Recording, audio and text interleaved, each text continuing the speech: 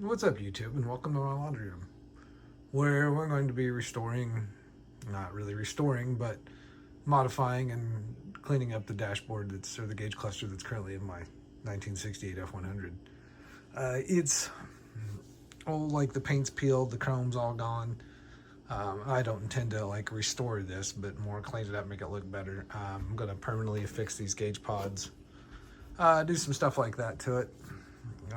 I know that like on the back, the original panel's getting pretty shot, but I don't rely on the gauges. So that's neat.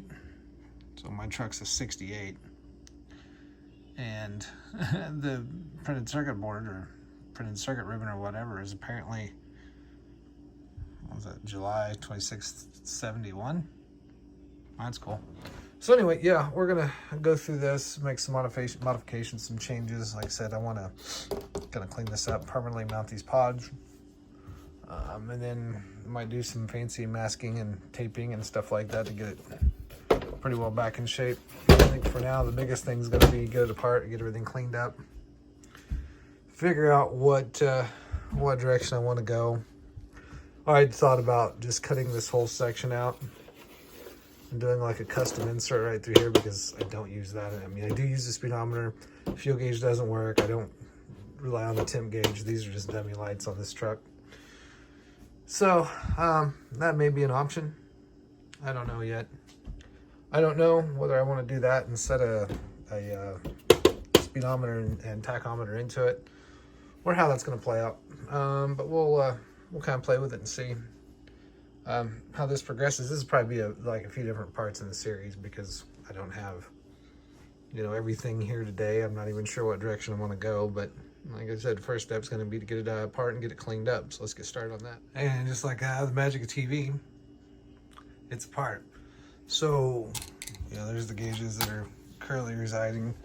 There's the shell of the gauge cluster. This is the actual factory gauge cluster itself. It just bolts into the back with some 1/4-inch screws. There's the metal plate. It's like their vanity plate to cover all that up, and then the clear plastic, needle cover or whatever. So yeah, I mean, there's really not much to one of these gauge clusters. But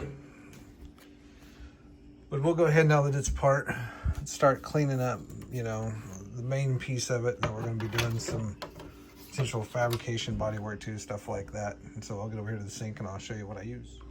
Okay, so in my laundry room sink, I have, some of the basic stuff that I used to clean some of these parts up with. It works really well, like unless it's really greasy, that's with the parts washer. A little Scotch-Brite pad.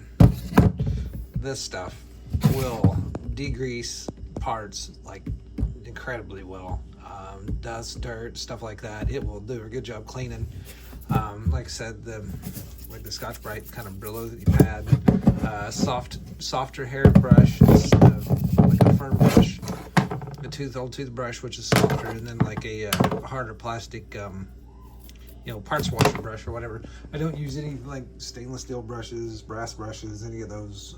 Those are going to scratch plastic and stuff real bad, and just kind of, it's going to ruin the finish even worse than what it already is. So anyway, let me grab my tripod and we'll get to washing this up and see what it looks like when we're done. All right, so I don't know how good this is going to be, but I'm probably going to need a better selfie stick. But anyway, so I'll show you just real quick like how this works. Like, I'm not going to make you sit like you're watching me clean the whole thing, but I'm going to start out with a softer bristle brush. A little bit of the Dawn Platinum, whatever they call it. My wife buys that all natural stuff because apparently this stuff's awful for you. I don't know, but it works really well. So it's probably less unhealthy than some of the other stuff I've used. Squirt a little bit on the brush, right? A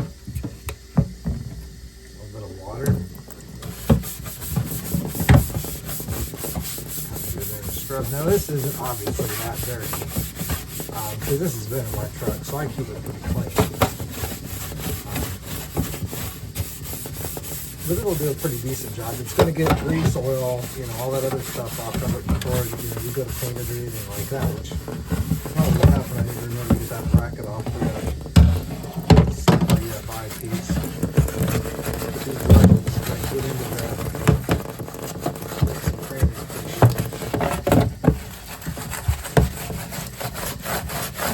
I like it when it comes up.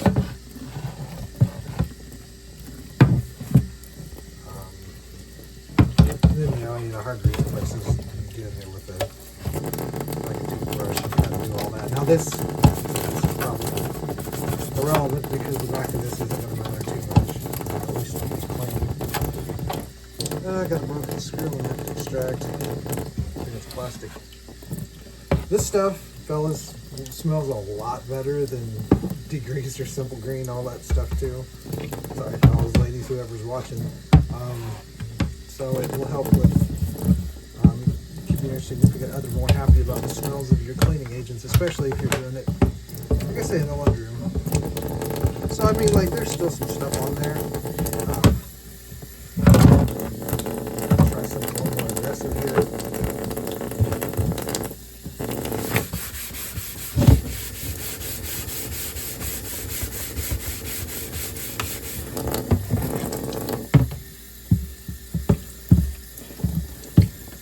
So anyway, I mean that's pretty much what we have to do with this whole piece.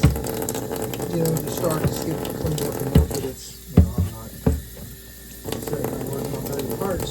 So there's also another alternative to this that I thought about.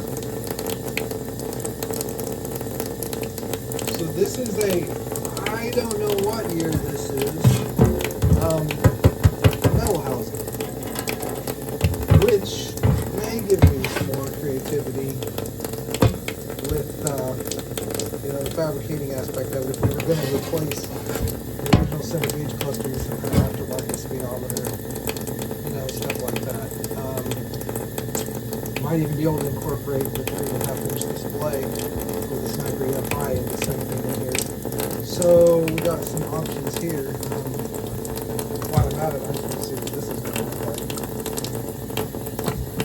So there's, you know, there's no chrome. This is just factory painted piece.